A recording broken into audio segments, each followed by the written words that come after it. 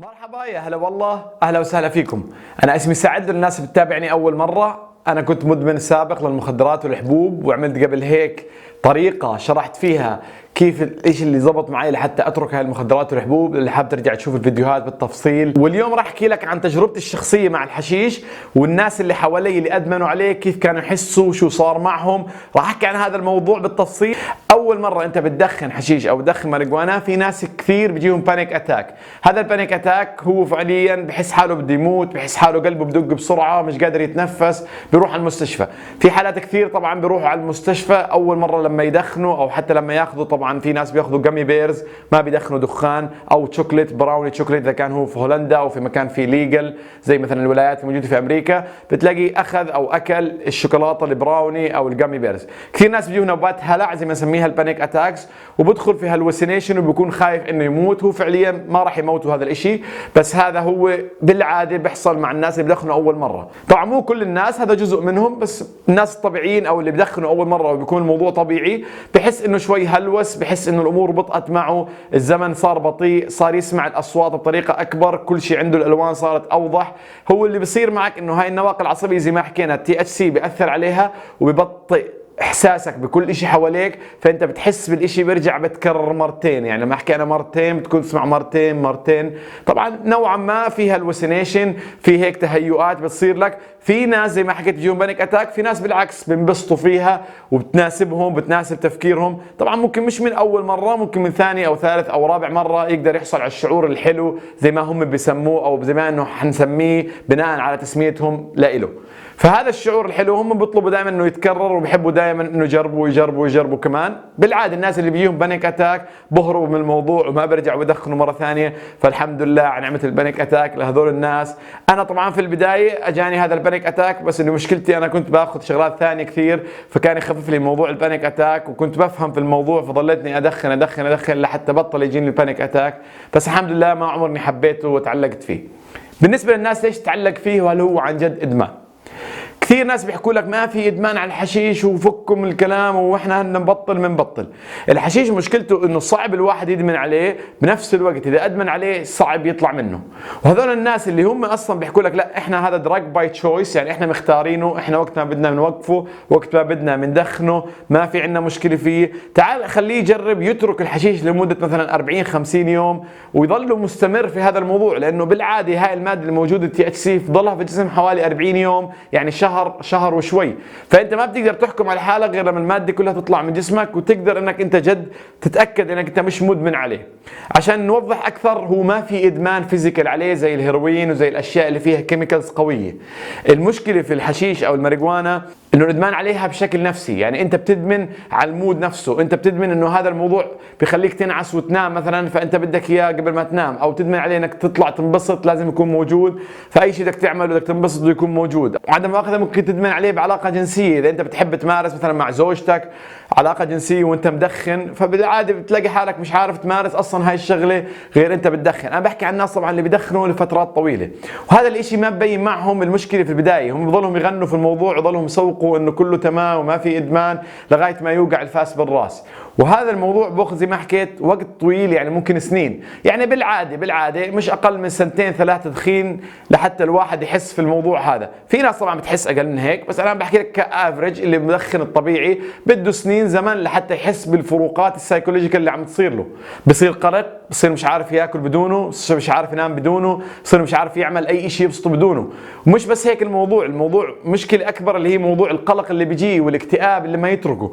هو بيجي بيحكي لك انه كله تمام والامور تمام ما في اي شيء تمام، بس لما يجي يتركه هو بيعرف شو بحس بعد فتره زي ما حكيت، لانه معظمهم بيبطلوا اسبوع اسبوعين وبيرجع بياخذ، فما بيقدر يحس بالموضوع مزبوط شو الاعراض تبعته، لانه زي ما حكيت الماده بتطول لما تطلع من الجسم. انا من تجربتي الشخصيه مع الناس اللي هم ادمنوا عليه ادمان، لانه انا حكيت انا ما كنت مدمن عليه، فانا تعاملت مع اكثر من حدا قراب مني كثير، وشفت كيف دخلوا في الموضوع في البدايه وكانوا دائما يغنوا له زي ما حكينا وينبسطوا عليه، كيف علقوا بعدين وبدون ما ينتبهوا على حالهم انهم علقوا، وبعدين كيف في النهايه قرروا انهم يتركوا وتركوا. طبعا كل هذا الحكي اخذ منهم جهد ووقت، فانا بحاول اني اسيف لك الوقت وبحاول احكي لك الموضوع من باب علمي، من باب تجارب شخصيه مع ناس جد قراب مني. مش عم بحاول احكي لك انه الحشيش مش كويس، لانه في ناس كثير بتدخن وبتحبه كثير. فانا بحكي لك انا مش ابوك او مش حدا كبير قاعد بنصحك في الحياه انه لا اترك ما تترك. انا بحكي لك الاشي اللي راح يصير معك اذا انت بتدخن بشكل يومي او بشكل دوري حتى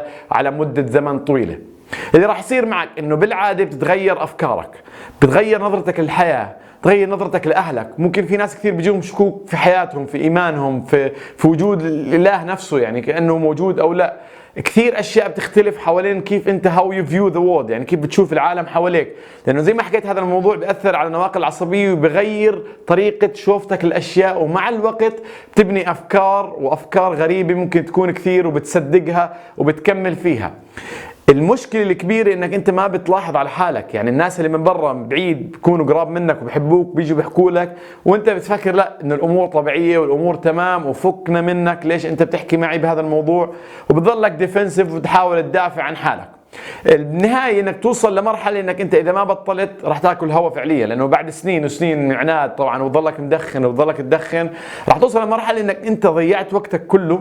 طبعا اذا ما تغيرت افكارك، اذا ما تركت بيتك، اذا ما تركت شريك حياتك، اذا ما صار معك مشاكل كبيرة لا سمح الله في دراستك او في شغلك، راح تكون على الاقل انك انت مش عم تنجز اشي لقدام. يعني انت على الاقل عم تمشي يوم بيوم، مش عم بتحس بالوقت، مش عم بتحس بالمشاعر اصلا للناس، مش عم تنجز في شغلك، مش عم تقدم في شغلك ابدا، ولا عم توصل لمراحل انك انت عم تكون مهيئ انك انت تكون بني ادم فعليا تفتح عيله او تفتح شركه او تنجح في حياتك نجاح باهر. بيجوا الناس بعندوك بيحكوا لك برضه عن موضوع طلع سنوب دوغ، طلع مين.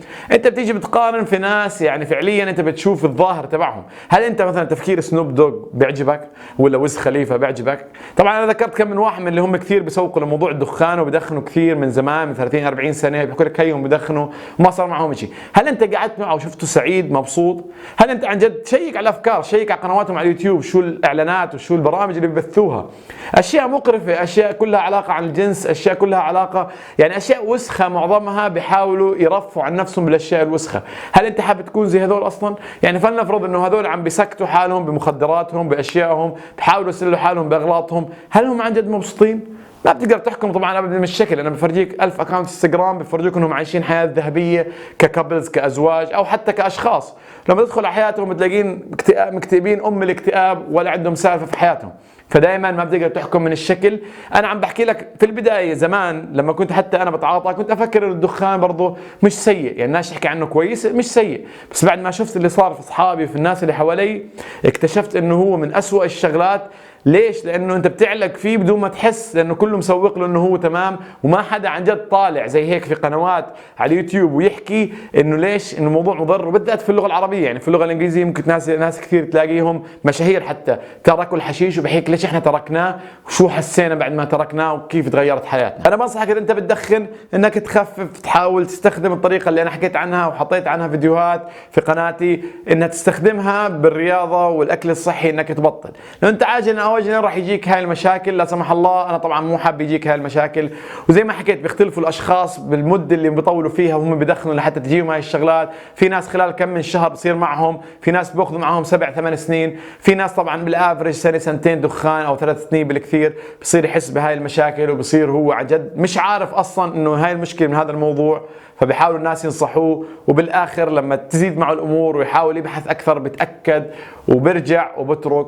فانا بتمنى لك الخير وبتمنى لك انك تترك على السريع اسرع وقت لحتى تسيب على حالك التعب. انا دائما بحب احكي هاي المواضيع مش من باب الفلسفه ولا من باب انه بحكي لك شيء عاطل ما تعمله، وانت حر. يعني بالاخر الموضوع خيار بايدك، سواء انت بمكان فيه ليجل ولا مش ليجل، انت حر انك تدخن، حر تعمل اللي بدك اياه. يعني الله اعطاك الحريه الكامله. انا بحاول احكي لك عن تجربه، اطلع انا في اللغه العربيه اعمل محتوى حلو، احكي لك عن جد شغلات شفتها قدامي وشفت الناس كيف ضاعوا وخسروا كثير من سنينهم، يعني بالاخر بتطلعوا لورا هيك مش منجزين ولا اشي ولا مخلصين اشي، شو خسروا عالم حواليهم وناس بيحبوهم بسبب هذا الدخان، لانه هو بيلعب بالدماغ وبيغير طريقة نظرتك للحياة وبيغير افكارك، وتغيير الافكار هذا ممكن يوديك في 60 داهية، يعني خلال كم سنة بتلاقي حالك انت مش عامل ولا اشي، وكثير ناس بتحبهم زعلتهم وتركتهم وعملت شغلات هي ما بتمثلك ولا بتمثل دينك ولا بتمثل اخلاق. انا حاولت قدر الامكان اعطيك المعلومات اللي بعرفها من باب تجربتي الشخصية، مش من باب نظريات ولا من جوجل ولا ويكيبيديا، من باب تجربة شخصية عشتها مع ناس هم ادمنوا وصار معاهم هذا الموضوع وبطلوا الحمد لله وتغيرت حياتهم كلها للاحسن. فالموضوع كله بايدك والامل موجود عندك، ممكن تجرب طريقتي لو حابب، انت بس انوي وتلاقي ربنا فتحها معك. شكرا على متابعتك لإلي، بشوفك على خير، لا تنسى سبسكرايب في القناة. سلام.